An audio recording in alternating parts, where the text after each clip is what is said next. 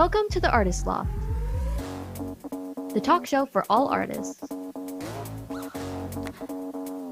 Join us each show as we spotlight a variety of different creatives, hosted by the Florida Arts Network, with Richard Sosa and Frank A. Ruffolo.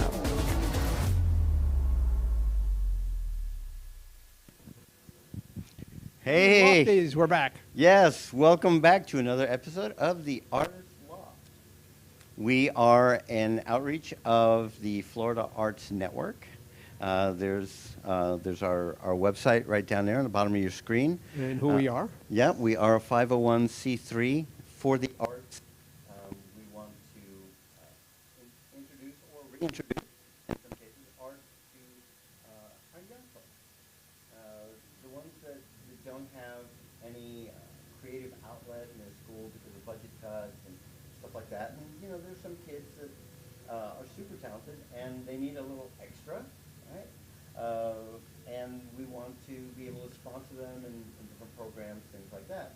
And then, of course, on this show, we introduce and speak with the people that are creating the art, the painters, the sculptors, the writers, the actors, producers, all that stuff. All that stuff. I am getting another mic. Swap out over here. Thank you very much. Okay. I guess, even with my big mouth, they couldn't hear me, I guess. I guess not. Yeah, I'm not sure what happened there. But anyway, so that's what we're here for. We have an interesting guest today. I've known her, gosh, maybe 14, 15 years, something like that. Her name is Tanya Chisholm, and some of you might remember her from Big Time Rush. And so without any further ado, let's get her on. There she is. There she is. Hey, Tanya, how are you, honey? Hi, Richard. I'm so good. How are you guys? We're good. How are you? Doing real well, doing real well. Yeah, Tanya is like one of my favorite people on the planet. It's always so much energy, when we work together. It's amazing, amazing, amazing. Love this woman. Yes. So Love talented. you too. I'm also one of my favorite people on the planet. And so are you. And that's what it should be. There you go. Exactly. And you are so great with the kids that we work with. I've never you. seen somebody so dedicated to these kids. Like you really Thank want them to succeed. We need more Absolutely. people like you. Yeah. We Thank need you more so people like much. you. Yeah. We I have really do. a deep connection to children and remember what it was like to be that age and to want to do this amazing thing. And I'm just very aware of how important how you engage with young children are to their self-esteem and the things they think about themselves. So I consider it a community service. Yeah. Oh, absolutely. And I may be tapping you on the shoulder for some stuff that I've got coming up.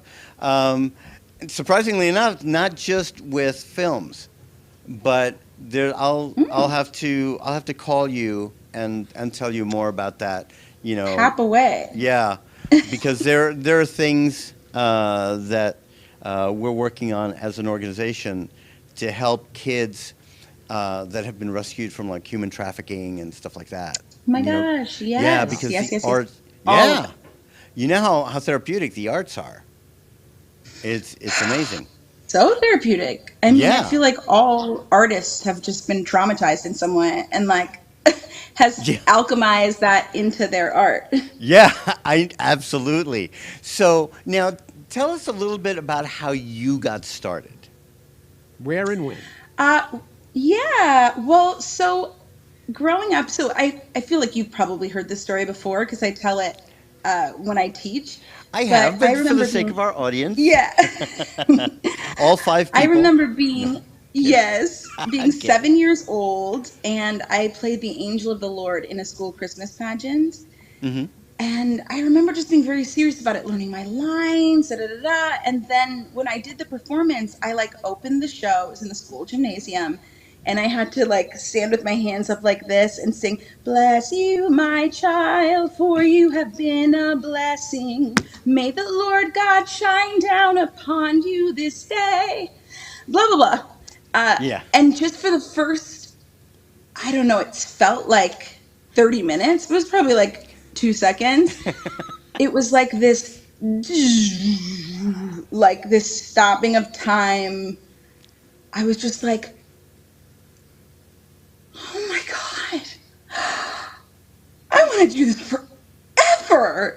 Like, it's such an amazing feeling. Everyone watching you from the stage, and like all these people are just they're gonna listen to me. Yeah. And from that moment on, I was like, I want to perform. Yeah. So, because I grew up in Florida, where you guys are, Hmm. at the time there wasn't really a ton of industry there, and so growing up, I just did. I was a dancer, or I am a dancer. Hmm. So I just kind of did anything that I could to perform: dancing, school plays, piano, anything to kind of get on stage and in front of people. I used to put on my own plays when I was a kid in the summer. Yeah. And then, yeah, I make my remember cousins doing like that. dress I up. remember doing that myself. Yeah. And that's what we're Totally. trying to do is bring that industry back down here.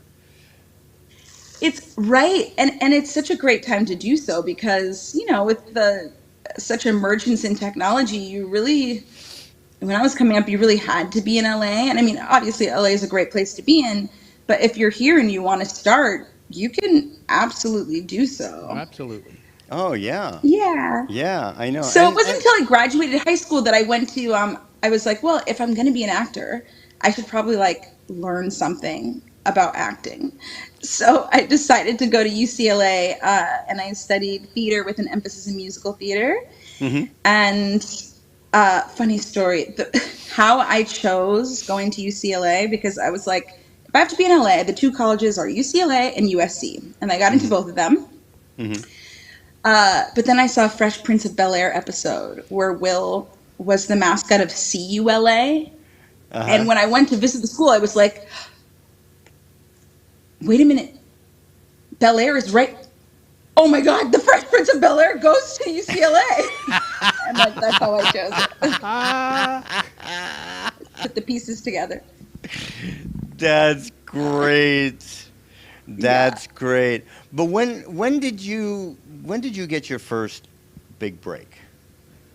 I got my first gig. So as I was about to graduate, I was in a class that brought industry professionals in to talk to the students about like what the industry was like, what certain things are, which is very impactful, and why, what you guys are doing is so amazing because it makes a huge difference. And I was like, oh my gosh, the manager is coming today. I gotta look cute. I gotta do this, and I, of course, I was also in a sorority. So the night before, we had like some sort of like weekender party, and I was late. And so I am running to the ballet room where this manager is supposed to be. And I forget that there's like a step up to the room. And I No. swing open the door, and I'm like, oh no. And I fall, and I landed on the manager's shoe. And yeah, like my face hit his shoe, and I like looked up like this and jumped up and was like, "Ta-da!" Like I totally meant to do it. He was like, "You're Yeah. hired." uh-huh. So then That's he hysterical. kind of like, isn't that funny? Which I always say, as you know, to like some of the kids we teach, and to any child that I'm either teaching or giving any kind of wisdom to, is like, your failures Hmm. um, are the steps to your success if you conceptualize failure that way. Like, there's Yeah. no such thing as failure. I could have been like, oh my God, this is so embarrassing, right? And he would have been like, okay, no, that's okay, but yeah, I don't really want to work with you. But because I owned it and it was like, I totally meant to do that, Yeah. uh, it was a whole vibe. So he was very well connected and opened doors for me to get an agency that was like way beyond. I had never done anything professionally. So the agency was way beyond what I would have been able to get by myself. And so they started sending me out.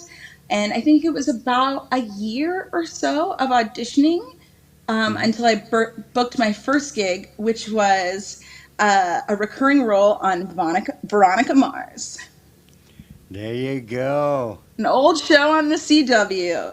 But my Yeah. first audition, I went to network for, and I was Hmm. like, oh, what everyone's talking about. This is not that hard. Like,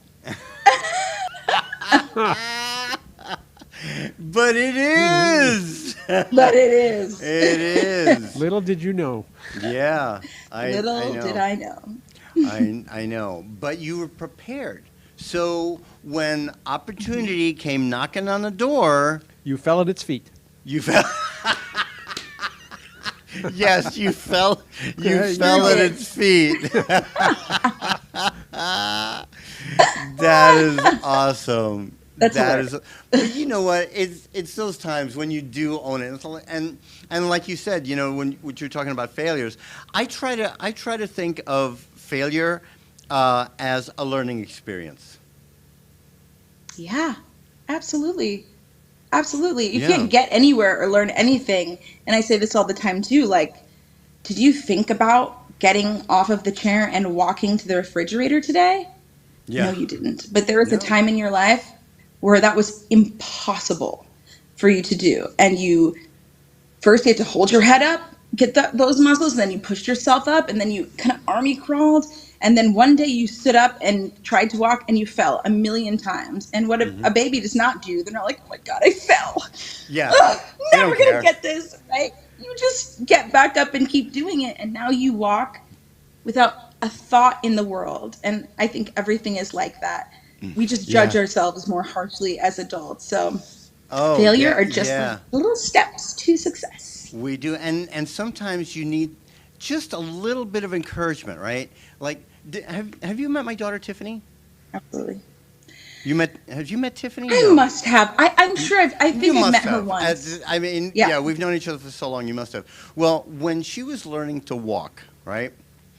She was standing there and she was like going back and forth, right? Really unsteady. So I gave her a paper bag and she grabbed onto the paper bag. She's holding it in the air, but she's holding on to something, right? And that steadied her. Yeah. And then she kept walking. It was Totally. hysterical. Absolutely Totally. hysterical. I'm like, she Because just it needs to wasn't hold like on to anchored to something. the ground or anything. Yeah, I know. I knew she just had to hold on to something, so I gave her the paper bag. And she held on to it and she Love it. kept on walking. Yeah, you're right. Then that is really what encouragement does. Yeah, it absolutely does.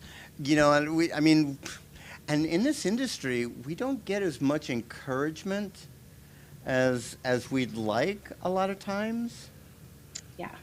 Yeah, I had an editor, and the story was relayed to me by a director for a film that I did. The editor said some amazing things about my performance, and the director told me about it, and I was like, "Wow, okay, that's really cool to hear. It Yeah. really is cool to hear." Yeah, So totally. yeah, It's almost like this culture of like, because it's such a quote unquote hard thing to do, that like which is why I always, if I'm in a position where a younger performer would see me as like in a position of authority or leadership, always try and do that because it's easy to forget how it feels to be like just starting out or feel oh yeah, a little insecure about like, ooh, am I doing it right? And most of the time, it's not purposeful. It's just there's lots going on, and everyone has their own specific job to do. But I think the more that we can encourage people, I mean, just in general, but specifically in the arts, because it is a scenario that's like there's a lot of quote unquote failing, mm-hmm, even though it's not failing. yeah, But there's a lot yeah, of like trying to get something and not getting it, trying to get something and not getting it. And we could think that that's about us. But if you really approach it from the perspective of like creation and fun, uh, I feel like you book so much more. And the yeah. things you don't book, you had a blast doing it. Oh yeah, absolutely. Because I mean, you go on 100 auditions when you're first starting out. You go on like 100 auditions before you get your first gig. Yeah. And if you think about every audition that you didn't get, you'll go crazy. You just Oh, have yeah. to, yeah, you just have to audition and then just forget about it. Don't even think about it. And if you get the call back, hey, cool. If not, what audition, right? Yeah. Writing's the same way. You can send out 200 letters before somebody takes whatever you want. Yeah. All right. Oh, A lot of yeah. people don't even respond. Oh yeah, I know. Okay, so we just Right. got the signal. We're gonna break for commercial real quick, and we'll be right back with Tanya.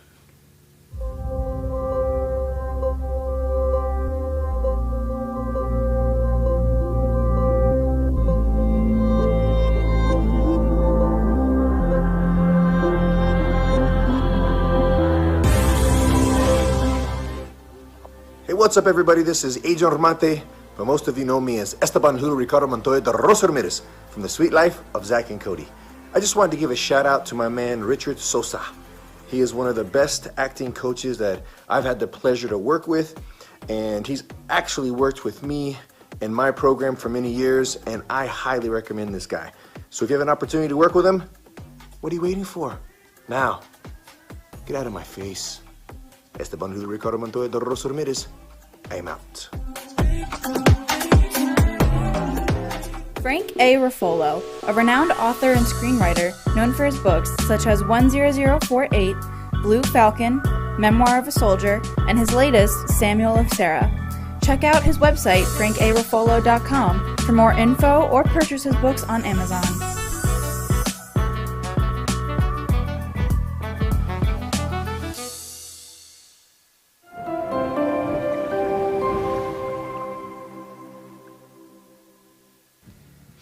All right, and we're back with Tanya Chisholm talking about a bunch of things acting and her experience and everything. So, Tanya, come back out of hiding. Oh, there you are. There he is. Okay, so were you able to see the commercial? Were you able to see the I commercial? was.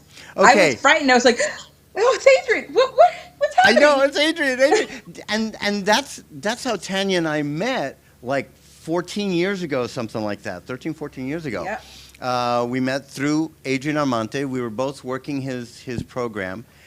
And I don't know, it's like we met and we just connected instantly. You know, It was a total vibe. yeah, maybe it's the whole ADHD thing. You know, like ADHD recognized ADHD. Listen, it's, We were- it's like literally all of us in the business. It's crazy. So when we were working together in Orlando, how long ago was that? When was that? That was earlier on in the year, March or so. Yeah. I'm asking another ADHDer about like, I don't time know. passage. Yeah. That could have been And- 14 years ago, for Yeah, where I'm concerned. I know, right? But there was like 4 or 5 of us, just huddled together. We're talking about it, just sharing our experiences, and it's crazy. It's crazy, crazy, crazy. But okay, so how did you get on Big Time Rush? Because I mean, you were doing that for a little bit. You were doing that for a I minute. auditioned for it. And then I booked that audition. Nice. But you were not a high schooler. You were playing a high schooler. No, I was not. No, well, actually, in Big Time Rush, I wasn't playing a high schooler. But for many of the jobs I've done that's right. in my career, I have been playing a high schooler. Yeah. I think the character I played on Big Time Rush, Kelly, was probably like 25-ish. But I would say like 98% of the things I've done, like I've played a high schooler. And Yeah. I'm not in high school. Yeah. No. Neither am I. I could probably play a college student. No. No. Okay, they're laughing back there. You can They're laughing absolutely in play the a back. college student. The abuse that one has to put The up with. One time, so I booked this show, Corey in the House. I did like an episode called The Presidential Seal. Mm-hmm. And in that episode, I had to kiss him. Mm-hmm. And I was 25, I think, 25, 26. Mm-hmm. and he was 15 Oh. years. It was so awkward. I mean, it wasn't like a kiss, Yeah. it was just like a, but it was still like, this is A, illegal, and Yeah. B, just very Creepy. strange. Yeah. Creepy. Yeah.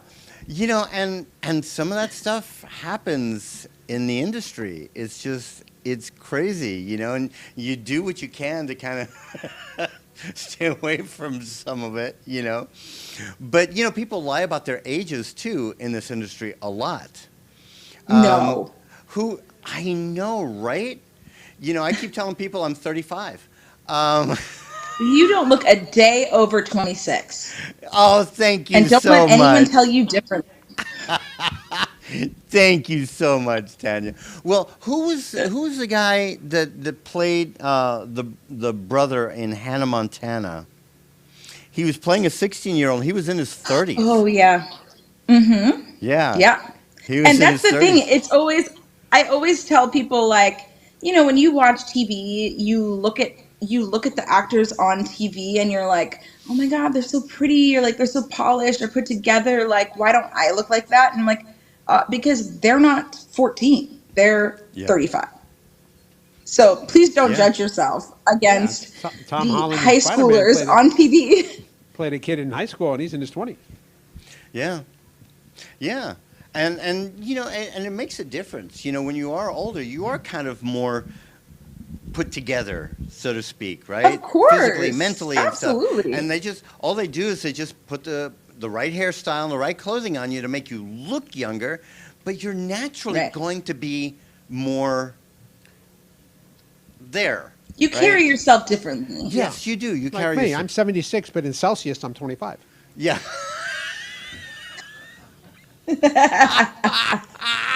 I haven't heard that. That's funny. That's funny. That's great. I've never heard that. Hilarious. Oh my gosh, I'm 76, but Hilarious. in Celsius, I'm 25. Okay, see, I'm gonna have to figure out what my So what funny. my age is in Celsius. Oh my gosh. So what was give me one of your best experiences and one of your most traumatic experiences in this industry. Well, the traumatic would be In the today. business, Traumatic would be today. I'm gonna cry into my pillow all night tonight.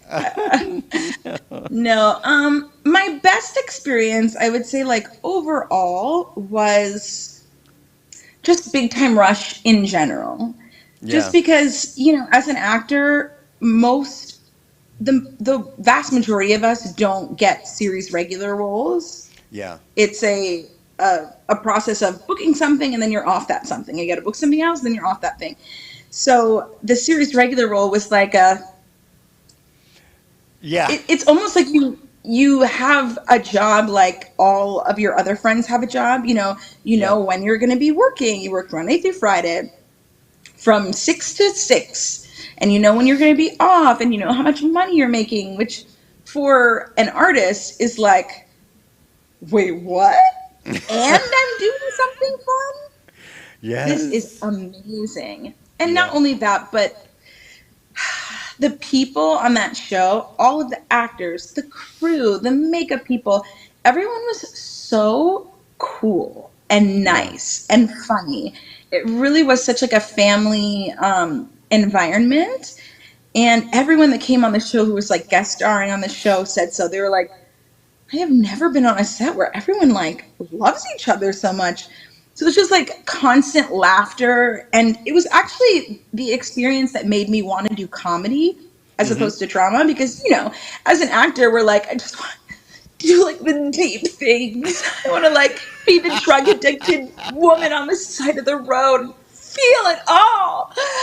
Uh, but when you realize what being on set is like and how you're like, oh, you're going to do this scene 1,600 times. And then I. you're going to turn it around and do it 1,600 more times. Yep. Doing something that is fun and makes you laugh with other people who are fun and make you laugh, it just is such a beautiful and like great work day. Yeah. I'm like, please Yeah. put me on some other Nickelodeon series. I love it. Which before it would have been like, but this isn't serious acting, you know. Yeah. But comedy, that kind of comedy is very vaudevillian, and it is like intrinsic to all of the other styles of acting. Like, Hmm. let's say if you can make a child laugh, Yeah.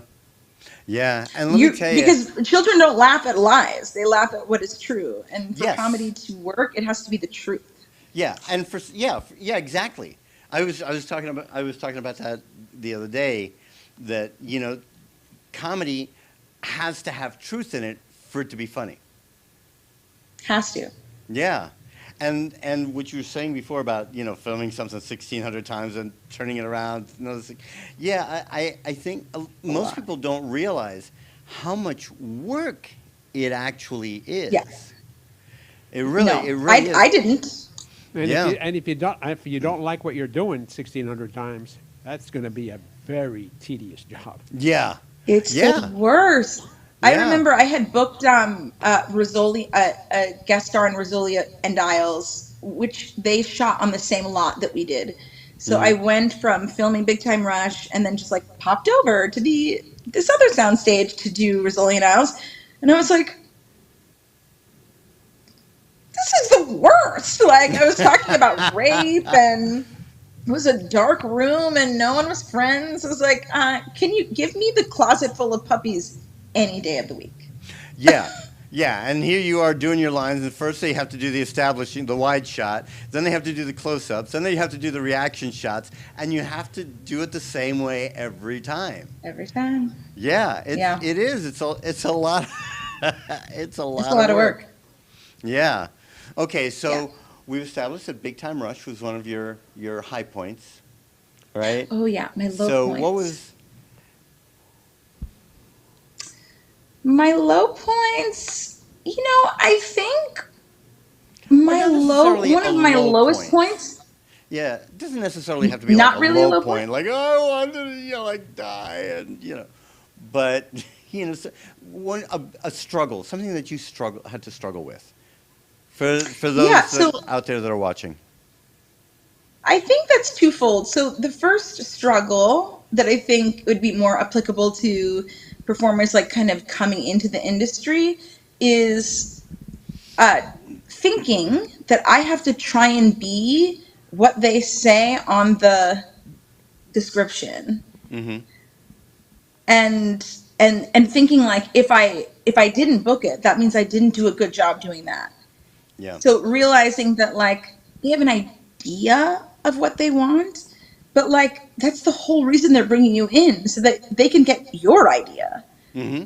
and to take like what is intrinsically you, obviously within reason. If you're playing a murderer, you're not going to be like da da da da da da and like tap dancing in.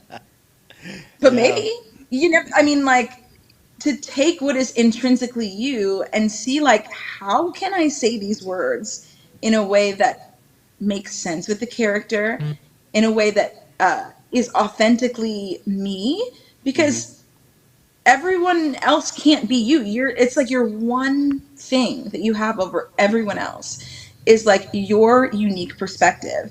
Yeah. And I feel like when I realize that, like, oh, they don't know what they want. That's why they're hiring the creative person, is to Yeah. give them options. And Yeah. like, it has nothing to do with you whether they didn't hire you or not. Yeah. Um, and then I think the second was like, all actors go through like, I mean, just acting in general is like this, Yeah. depending on what's happening in the business, what kind of shows are on Yeah. TV, all these different, how old you are. And I Yeah. think after I did Big Time Rush, I had this perception that like, if I booked the series regular role, that was it. You just keep working forever. And like, Yeah. you never have to struggle again. And then Yeah. everyone's just going to, it's the same. I mean, people have the same ideas for any job or business that like at a Yeah. certain point, you get a job, you get married, you have children, and then your life Yeah. is great. Yeah. And then all of a sudden, surprise! Surprise! Like, And another no. surprise is Another surprise is we're out of we're time. out of time. Yeah, just Oh got my the signal. God. I know, right? Time It's flies when crazy. you That have is fun. unsurprising to me. Yeah.